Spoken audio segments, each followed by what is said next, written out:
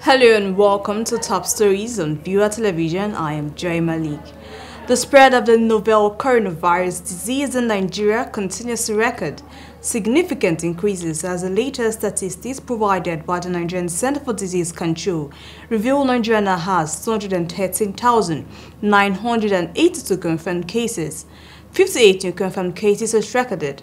To date, 213,982 cases have been confirmed, 207,184 have been discharged, and 2,975 deaths have been recorded in 36 states and the Federal Capital Territory.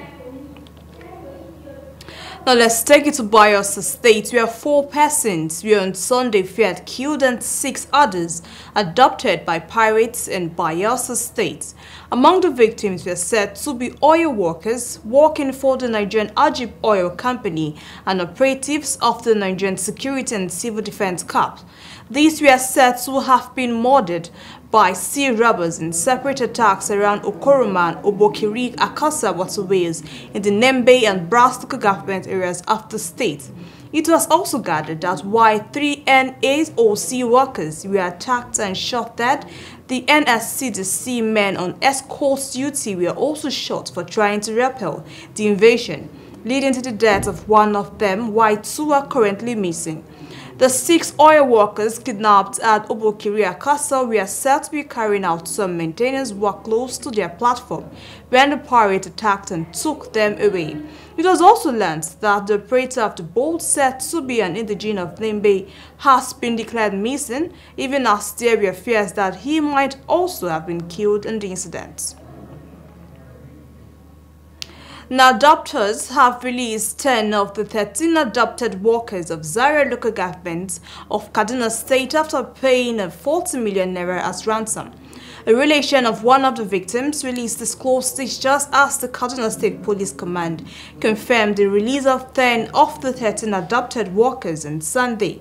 The command spokesman, Mohammed Jalinge, said the adopted local government workers were released on Saturday. According to him, operatives of the command had intensified efforts to ensure the release of the remaining workers unhurt. The relation of one of the victims released also disclosed that the kidnappers promised to release the remaining 3 adoptees if 3 motorcycles were made available to them. Now, President Muhammadu Buhari has charged universities of technology in the country to contribute their quota to the improvement of the economy by coming up with better, efficient, and cost-effective process of producing goods and services using information technology tools. Now, the president specifically tasked the Federal University of Technology, Akure, to come up with an approach to end the clashes which often happen between herdsmen and farmers in Ondo State. Buhari gave the charge at the 40th anniversary and 32nd convocation of the university. Represented by a visiting professor of the National Universities Commission, Joseph, the president said his administration would continue to provide the needed support in the ongoing war against crime and criminality in the country.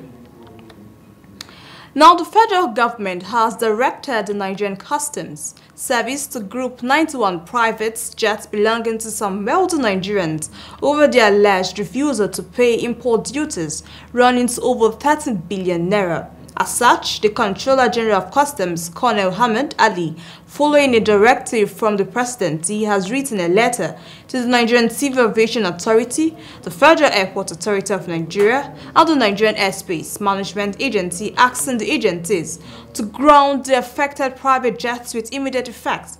A copy of the letter, which was obtained by newsmen, was also addressed and sent to the Managing Director, FAN, Captain Rabiu Yadudu, and the Managing Director, NAMA, Captain Fola Akinkotu. The latter directed the Aviation Agency Regulator, the nation's Airspace Management Agency, and Airport Management Agency to ground the private jets by denying them administrative and operational flight clearance indefinitely. Now, Graceful Aging Fellowship has identified good food, body exercise, and mental health as secret of enjoying graceful aging as well as longer and healthier life. Eze Ajuku, International Coordinator of GRAF, said this on Saturday in Abuja at the 12th anniversary of the fellowship. Now, according to him, Healthy aging is a personal choice that must be made by each individual. The GRAF leader, who said that the secret of aging were embedded in life stages of the three dimensions of man, identified them as body, soul, and spirit. He emphasized the need for people, both old and young, to make their choices that would guarantee long and healthy lives for them. Now, earlier, Chairman of the Occasion, Major General Chris Guruba, thanked GRAF for the successful milestone. According to reports, the fellowship was founded 12 years ago by Senator Eze Ajikwu to help people, both young and old, attain old age in good health.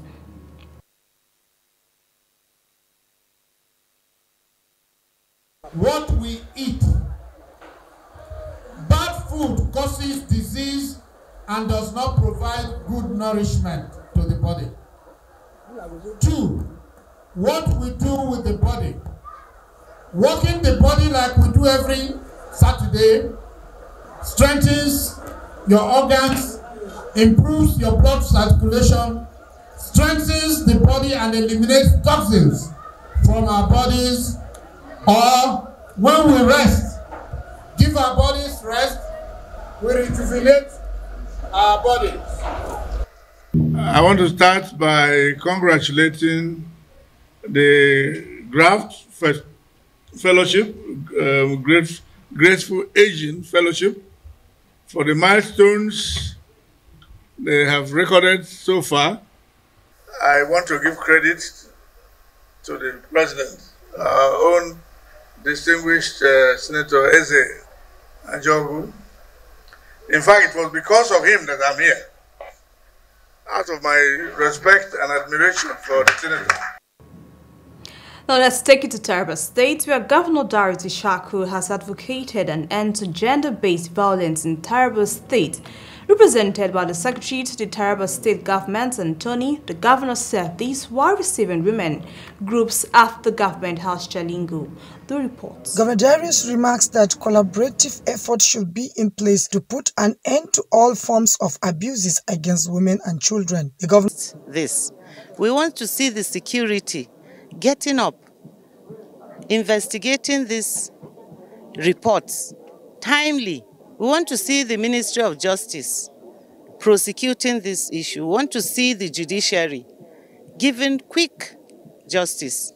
Commenting, Commissioner for Women Affairs and Child Development, Hawakwena, appreciated the governor's wife, women group, and CSOs for championing the cause of women and children rights in the state. In her comment, Northeast Vice President, Nigerian Association of Women Journalists, Nawatch Dorcas Philemon, expressed dismay about increasing cases of gender-based violence, GBV, assuring that women journalists will ensure effective coverage with a view to exposing the ugly trend. As you can see from the theme of the year, is talking about stop violence against women now. It's a command.